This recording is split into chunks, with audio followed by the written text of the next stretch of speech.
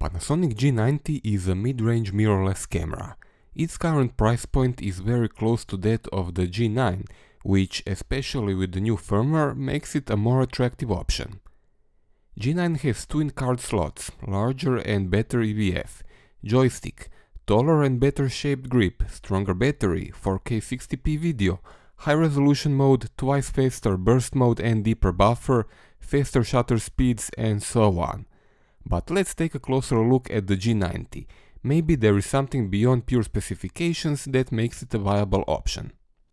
Just for comparison, here it is next to the old G80. As you can see, it kept pretty much the same body size and controls layout.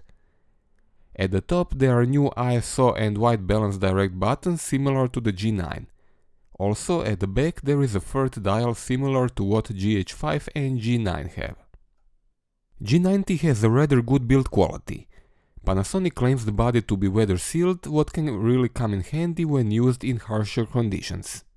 All dials have a healthy dose of resistance when rotated. Buttons are generally okay, but some of them feel mushy, especially the video record button. At 537 grams, it can be regarded as a fairly light camera. Grip is completely covered with rubber, deep enough and nicely sculpted.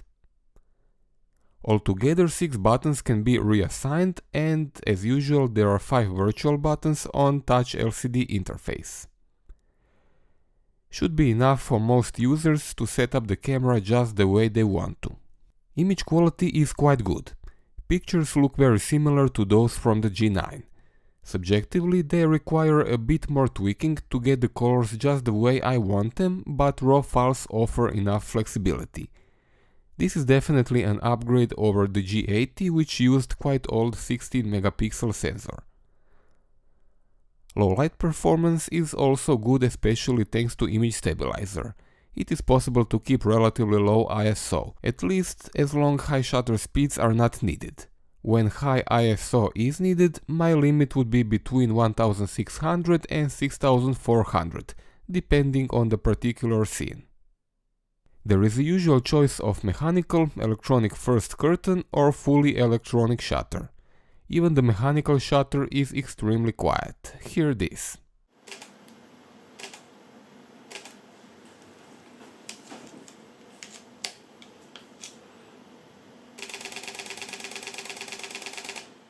Silent mode is available as always, which turns off camera lights, flash and all sounds and switches to electronic shutter mode.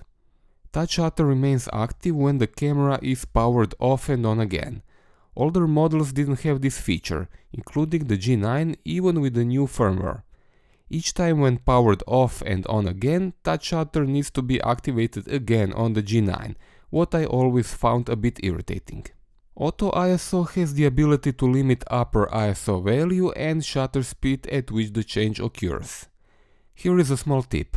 By default, ISO button brings on only ISO slider, which is adjusted by both front and rear dial. In menu there is an option called ISO display setting, which when set at this second option will allow to use rear dial for ISO value and the front one for upper ISO limit directly. Focus options and performance is basically identical to many other Panasonic cameras. For single focus it is basically instant with almost all lenses including the Olympus. It only lacks animal detect, which is available on more expensive G9.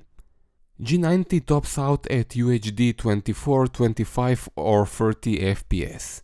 Full HD has 50 and 60p options, but all of video resolutions are 8-bit. Video quality is quite good, as I expected from any Panasonic camera. Good colors and superb stabilization, especially when used with stabilized lenses, so both lens and sensor work together. There is a 1.25x crop when shooting 4K, but I could live with that. Sharpness is good, but not like the G9, which offers full sensor readout and benefits from downsampling. V-Log profile is included, you don't have to pay extra for its activation like on G9. In low light results are also solid, but I wouldn't exceed ISO 3200 if possible. Some larger sensors, like the one in Canon M6 Mark II or 90D, can provide great results up to ISO 12800 depending on the scene, but overall don't offer fine details like G90 or any other Panasonic at lower ISO. Rolling shutter is visible in 4K. I expected a bit better results. G9 is better in this regard. In Full HD there is not much difference. When it comes to LCD, there is a strange difference between G95, which is for American market, and G90 for the rest of the world. You see, G95 has classic LCD screen, while G90 uses OLED technology. I don't know about classic LCD, but OLED on the camera I used for review is really nice, very detailed with vibrant colors and perfect viewing angles.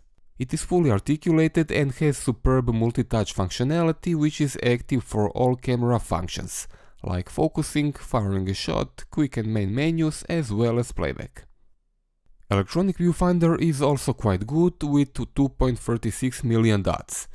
Nothing to complain about at this price point. Transition speed from EVF to LCD and back is good but visibly slower than the more expensive G9. Also, rubber eyepiece cannot be removed. I really hate this, and so does anyone who wears prescription glasses. There is only one memory card slot, but it supports fastest UHS 2 cards. Battery is strong enough for around 300 shots or more, depending on shooting conditions and usage.